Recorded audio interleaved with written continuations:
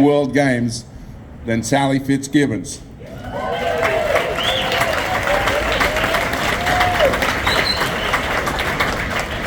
I think there's 3 open goals. I'm pretty certain there's 3 open goals. She'll correct me if I'm wrong, I know that. And a couple of juniors. But what's fun for me too is when I was coaching the US national team, I had to coach against her. And yeah, she got the better of my girls. So it's my great pleasure to bring to the stage Sally Fitzgibbons.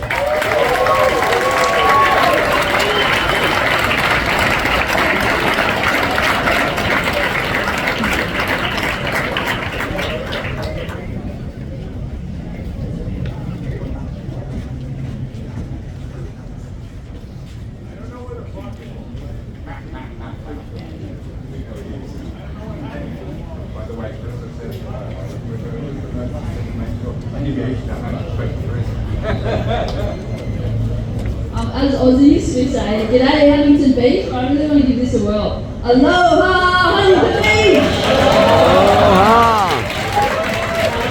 I think we have to adopt that back in Australia a little more. But well, it's really moments like these, ones that start to hit you and impact you internally. Like while I'm still in the thick of it over there and competing against these younger generations, you have to have that desire to want to keep fighting and want to keep achieving, because you have to keep up with them, and that keeps you up with the game. And moments like these, I get to stop and celebrate with you all and reflect on where it started. Like, I'm thinking now, like one of the biggest obstacles to bringing this dream to life was that I was like horrendously homesick. I could come from a small town of 200 people and I didn't want to leave home. Like I bawled, I cried so much I couldn't even get out of the door sometimes. And to my parents' credit, they'd still drive me to the airport, the 2 hours, even if that meant like we were going to turn back home. And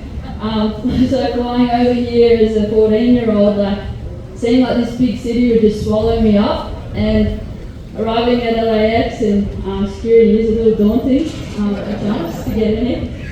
And the first door that opened for me happened to be the best door of all, and I was walking into the Collins family's house. Sean and Darren, they really opened their arms and embraced me. It was those long drives from Seal Beach up here to the Surfline offices where I'd talk story with Sean, and half the time he wouldn't understand me at all because I needed subtitles with my Australian English.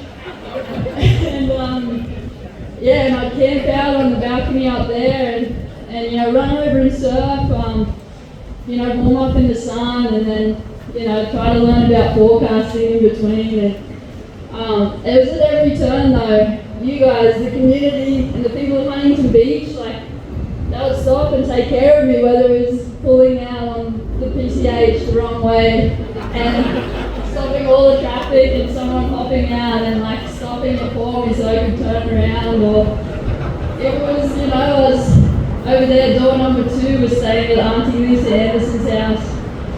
And riding my bike in the winter and my hands were so cold, like I couldn't press the brakes. And so I zoomed through the stoplight and just straight over and flipped into the bush with my board like upside down. And it was someone that would stop and help me up and help me pick my board up and carry on. And it was crazy dreams, like shutting down Fifth Street when it first opened and having this dream of doing a community fitness event and celebrating health and fitness in America and with you guys, and thinking to myself on the day, no one's going to come. And I'm just this small town Aussie kid, no one knows about me, and running out there, and then the whole street was full of you all, like 500 to 1,000 people, and we're all working out together. And it's just, moments of triumph and tough times across the road competing. And I guess that crowd of 2011, sharing the stage with Kelly Slater, who's now retiring this year, and seeing him in the pavement, one of my heroes, like right next door, and that's in concrete now. And I just remember the crowd, you guys just really wrapped your arms around me. I felt like I was like almost crowd surfing my way back to the stage. And I just take a deep breath and think about over 20 years now of coming here. I look at you all and it's not a scary town anymore, and I don't cry when I come here. I just I just come here and just feel all that love every single time, and serving with you all is that's where it's really hitting me internally. And I think one of the most special moments of today is standing up here in front of my parents who came all the way.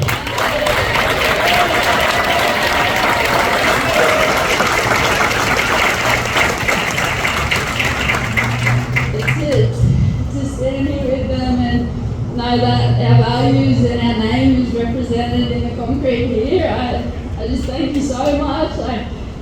From 20 years of sitting on that beach and you're still here every morning celebrating the process and cheering me on, and forever now we can look down at that concrete and know we're represented and we're embraced. I just couldn't thank you enough. So and to everyone, I can see some familiar faces, just the friends that are now family, supporting me in and out of the water.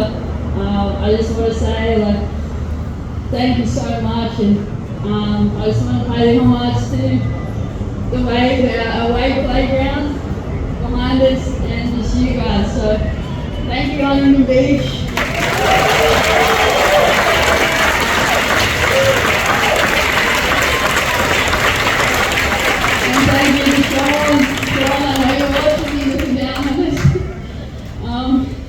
I'll repeat everything slowly and sometimes, I promise.